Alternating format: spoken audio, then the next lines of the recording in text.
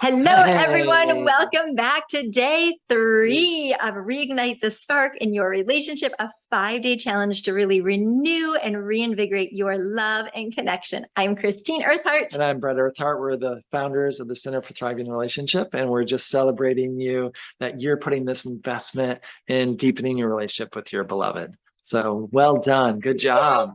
Yeah, day 1 was all about making this powerful commitment to seeing what you can do to take your relationship to the next level. So you did it.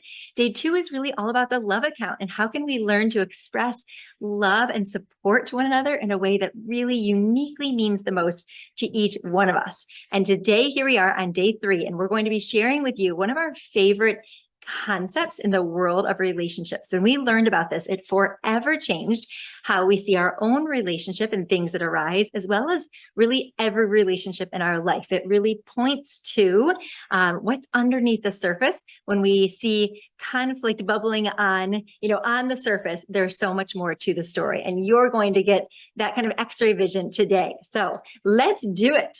So attachment theory was an idea that person named Jonathan Bowlby, a British psychologist, came up with in the 1950s, 1960s to explain the phenomenon of like how we're social animals. That they're, you figure that, well, we are social animals. We all need relationships. And so what are the mechanisms for that? What are the physiological explanations of that? And attachment theory, it says that yes, we are social animals, and for us to have like a foundation of security and safety and good mental health, and even good physical health, we need these kind of solid, safe, healthy relationships in our life with people that we can count on, with people that we're really there for each other. We have each other's back. Yeah, once upon a time we thought, oh, this is something we need as kids, which, you may or may not have gotten as a child, which has probably really impacted you and how you relate, to your romantic partner growing up. And rest assured, in the context of our romantic relationship, we can heal so many older wounds and pains and hurts and fears from our past, which is such a profound part of creating a healing, conscious, thriving relationship. So once upon a time that we thought, okay, oh, we need this as kids, someone that we can count on, someone who gives us that sense of safety and security. And the most cutting edge recent research says, without a doubt, we don't ever grow out of that. We are social creatures. We are hardwired for love and connection. And this is a beautiful, beautiful thing. And so may what we share with you today really be healing, validating, and really empowering, because when you see conflict on the surface, there's so much more happening underneath the surface. And this is usually at play. So let's look at what are we looking for? What do we mean by secure attachment? And this is a huge field that we are passionate about. We certainly go into much more deeply with our clients and in our courses, and we wanted to distill it down to the essentials for you today and give you a really concrete takeaway challenge that you can apply, which we'll go over at the end. But here are the questions that we're kind of scanning for in our relationships to know, like, am I safe and secure, or am I not?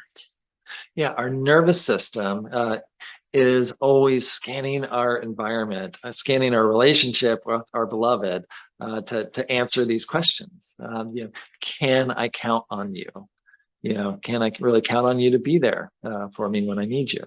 Yeah, so you can answer yes, that's one step closer to secure attachment. If you're like, not really, of course, that's one step towards insecure attachment. So these things can be learned. A securely attached relationship is something that you co-create together. So it's not something that you just aren't. It's like, okay, how do we really get collaborative together and create something so deeply, safe, secure, meaningful, healthy for both of us? Okay, another question is, are you there for me? So important, and on all the levels. Will you respond to me when I need you? Do I matter to you? Am I valued and accepted by you? Yeah. So for some of you in your relationship, you're going to be longing for more responsiveness, more engagement from your partner in order to feel like you can relax, that you're safe. You really want emotional connection. Others of you, what the relationship might need more of is for it to feel safe for your partner to emotionally engage with you. That's how they're going to feel more safely, securely attached, is if they know when I come closer to you, you're not just going to blame me or criticize me or point out all the things I'm doing wrong. That leads to insecure attachment. So that's what this question kind of alludes to. And do you need me? And we need to apply some common sense to this one, because right, we can get to a level of needing other people where it's like we can't access kind of self-regulation. We can't kind of fill our own bucket. And so if I desperately need people all the time, then we'd call that codependency or dependency personality disorders. And so this is about a healthy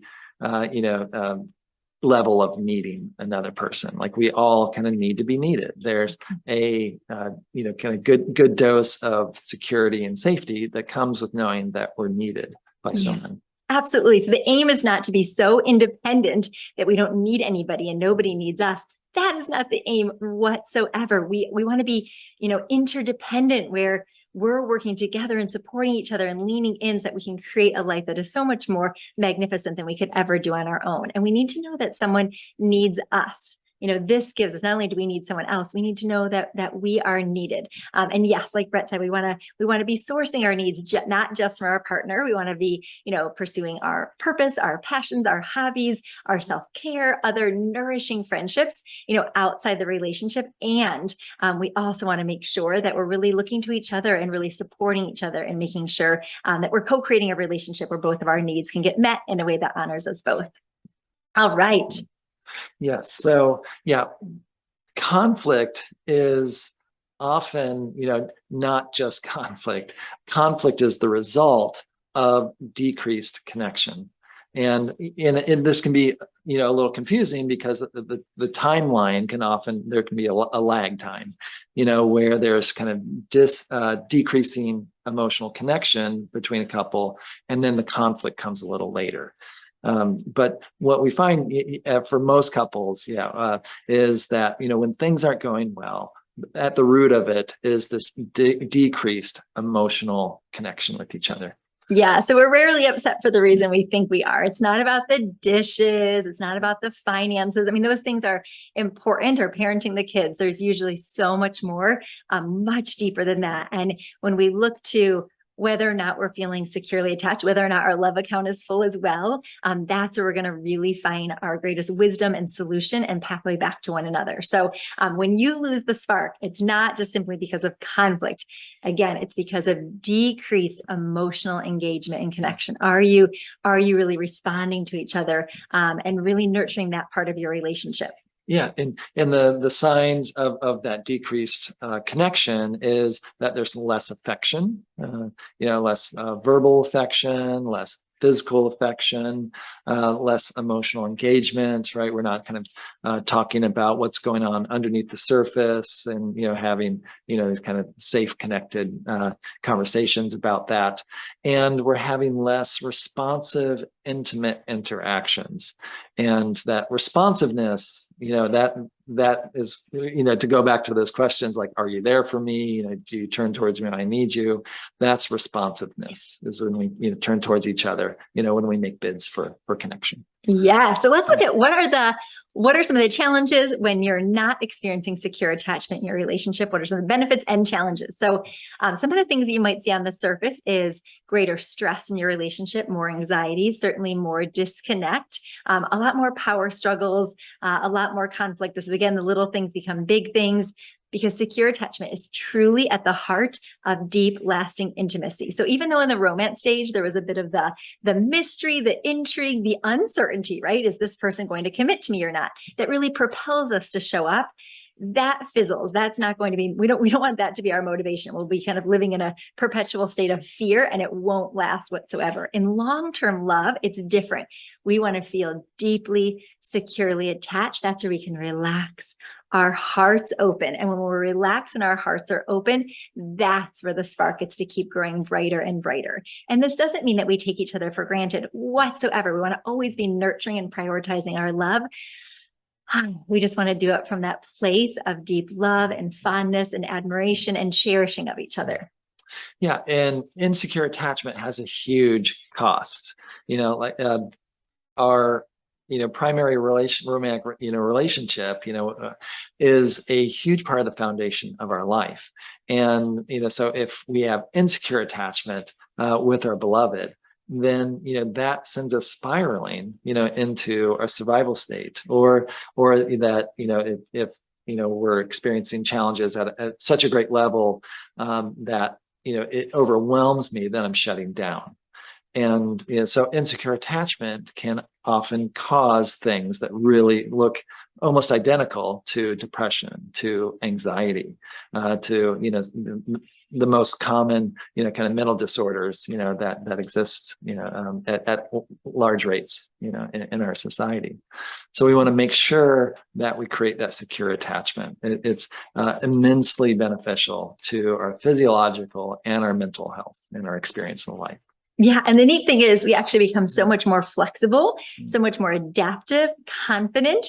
So if you hear the word secure attachment, you're like, eek, it feels like it's going to be confining or restrictive. It's actually the opposite. When you feel securely attached, there's so much freedom and independence in your togetherness, because your relationship is the one thing you can always count on. It's the person that always has your back, your number one fan. It's really your safe haven, your soft landing place, which is really a remarkable thing to go through life with that kind of at the heart and core of things. All right. So there's so many things we could say about secure attachment to help you understand it, all the implications of it. It is like a big wow to really get this and really, really to start noticing if your partner is experiencing stress, anxiety, or in a power struggle, to look at like, how can I help create more secure attachment right now? What part of them might feel insecurely attached right now? Such a beautiful reflection. So here's one thing though that we want to share with you. So there's so many ways to create this that we go over again in our courses, our relationship coach certification program, all the things. And this is one really, really tangible, practical thing that makes such a huge difference. It's a very simple concept of turning towards. So all those questions, that we are asking all the time of our beloved, are you there for me? Do you turn towards me? So this concept of turning towards that comes from Gottman's research. It's such a simple concept, but it lands with great impact. And so there's basically, when either one of us makes a bid for each other's attention, there's kind of three options. We can turn against them, we can have no response, or we can turn towards them. And our choices, the habits that we create with that will in many ways set the tone in our relationship. Yeah. So we're going to demo this for you. So I'm going to just be on my phone, as so many of us are these days, right? And Brett's going to try to get my attention. He's kind of making a bid for connection. And let's see how I do. So I'm just kind of scrolling social media. Hey, look, wow, it's such a beautiful day out there. I'm trying to focus. I'm catching on messages right now. Oh, poor Brett. Okay, so it's totally turning against. Okay. Take two. Hey, look, it's such a beautiful day out there. It's so beautiful. Hey, can you just look for a moment? I'd love to share this beautiful moment with you. No response at all. And so we do these things, right? Our partner walks in the room. They call to us from the other room. They want our attention and we just don't even realize it. But you can see so clearly, right, watching us, like that it's just sort of a rejection of love. We feel like we don't matter. Now, let us be clear. We are not suggesting that every single time your partner wants attention and connection that you need to honor it. So we all have varying needs for how much we want to be engaged. So there are moments, to have some quiet time. Absolutely. We just find that in most relationships, there's a real absence of this.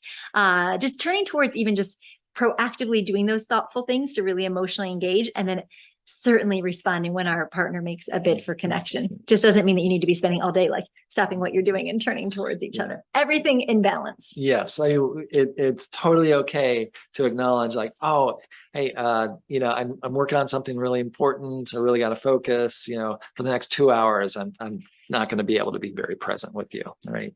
So that communication piece is totally okay, and it really helps for us to turn towards, to in a healthy way. Yeah, for sure. And this is really in the Love Lab by Dr. John Gottman, one of the leading researchers of the science of relationships. When they were looking at the couples who are really, dying versus thriving, the ones that were thriving are the ones that were turning towards each other most often when each other wanted love and connection. So, okay, take 3. Let's see if I do any better this time. Oh, wow. It's such a beautiful day. Hey, take a look. Oh, the sun's coming out. And look, it's just like this beautiful sky. Cloud right there. Yeah, it looks like a squirrel. I love it. It does look like a squirrel. It's so pretty. Yeah. Thank you so much for sharing that with me. Yeah, it means so much more when we look at those things together. It is so good to share life, everyday moments together. Okay, I'm going to go back to responding to this text, but thank you for sharing that with me. Thanks. Those awesome clouds. Okay, took what? 30 seconds and make such a difference. So we're going to do another quick demo to show you, because this also happens with physical touch. So some people are making bids for connection through wanting their partner to be physically affectionate with them. So I'm going to pretend here that I'm making some love soup. I'm making dinner for us here, putting some good spices in. Hey, what you cooking? Wow, that looks so good. Hot in here. It's so hot in here. Oh. Okay, what not to do? That's a turn against, right? It's so clear from the outside looking in that it's like a rejection of his love and connection. Even though for me, I probably didn't even realize it. Doesn't mean that I don't love him or care about him. I was probably just hot in the kitchen. And thriving relationships are really made up of all these little everyday moments that show one another, you are important to me. I love you. I care about you. I'm right here with you. Okay, next, take 2. Hey, what you cooking there? That looks really good. Wow. Oh, I can't wait for dinner. Hey. Okay, so no response, right?